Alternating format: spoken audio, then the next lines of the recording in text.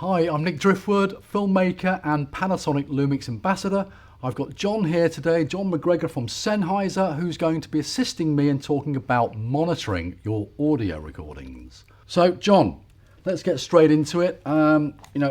Good monitoring is, key to good audio, isn't it? It is. It's really, really important to be aware of whenever you're doing any recording work that you have some way of listening to it. Preferably headphones. Obviously, in the field, it's a lot easier than bringing a pair of speakers along. But you need headphones. You need to be able to listen to what it is you are recording, because we will always have problems when we're recording. Whether it is unheard noises when you're on set, and if you're not listening, you won't necessarily realize what's going on the camera audio. Whether it's you're working with a wireless systems will sometimes get interference, and if you're not listening, you might not hear that as well, and it's going to be a problem in post. And of course, one of the most important things to be aware of is getting the levels right into your camera. We work in the digital world nowadays, and in digital, we have a very unforgiving environment when the audio gets too loud. And what happens is we get something called digital clipping. And digital clipping is this wonderful, crunchy noise. And this can come about for quite a few reasons. The prime reason being you've spent the time and you've got your level set up. But the classic one is as soon as you say action, the adrenaline level goes up, the performers get a bit more excited, and they get a bit louder. And if you're recording that and you are not listening to it and you do not hear it, you go back to post, and you've recorded for hours on end. And you go back to post and you go into the studio and you listen to your audio and it's all just going you are in trouble at that point. You're either going to have to spend a fortune and come back and reshoot the whole thing, or have some real fun trying to fix it. So monitoring, you're always obviously monitoring the signal. I don't particularly like to use the auto level control on the cameras or these external devices. I like to sort of monitor and gain, and obviously, like you said, the performance, the volume of the dialogue can go up and down. We got noise in the back, like air conditioning, wind noise, that sort of thing.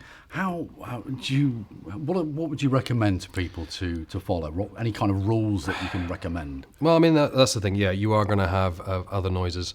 And this is another reason for monitoring as well, is because, we're wanting to check what we're recording, because if we record too quietly, for example, you then increase the volume in post-production, you're going to find that you're bringing the noise level of what you were recording up, whether it's the noise of the microphone itself, whether it's the background noise such as air conditioning and so on.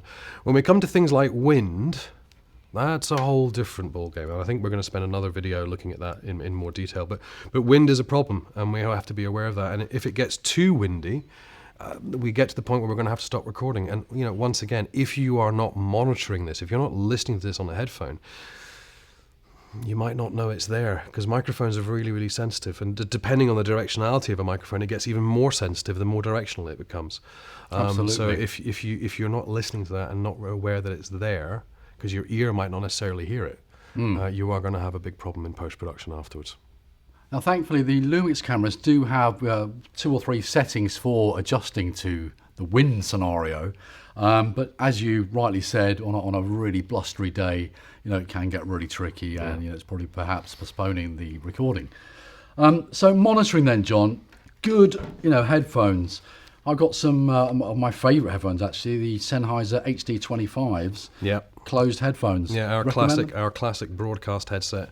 We designed it for broadcast engineers 30 years ago. And it's still the go-to headphone for most people working in film, and obviously you see DJs using it a lot, because it's a really good headphone for blocking out outside noises, because it clamps down on your ears really tightly, and also it's pretty damn loud, so it's got good volume on it. So and it handles all the frequencies. It's got a really good frequency response, so you're going to get a very good image of what it is you're actually recording with your microphones.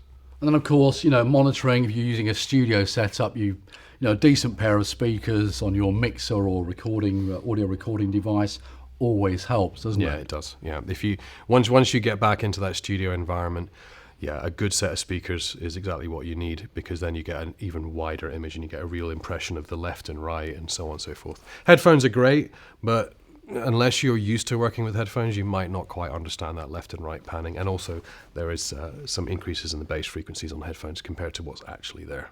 Yeah, of course. Now, just a few of the pitfalls then. I know we've been over things like air conditioning is always a problem, isn't it? What kind of frequency range are we trying to knock out that? Well, you're looking at your sort of lower mid frequencies. So you do have the filters on microphones that will allow you to take off the low frequencies. Yeah, and we have these on the adapters here as well. And those are quite good pass. for getting rid of AC noise. Also good for getting rid of rumble and so on, so cars driving past and so on.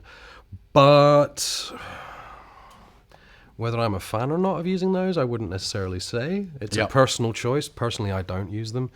I go and do stuff in post. But once again, if I don't have my headphones on and I'm not listening to it, I can't tell whether I really need to use it, depending on the environment I'm in. Yeah, of course. And of course, if you're out in the field, the noises can come from anywhere, can't they? Yeah, they can. So good monitoring, a good set of headphones, certainly out in the field. Often, we'll go towards getting a really good capture. And this is the importance of monitoring using the headphone output on the Lumix series of cameras. Panasonic.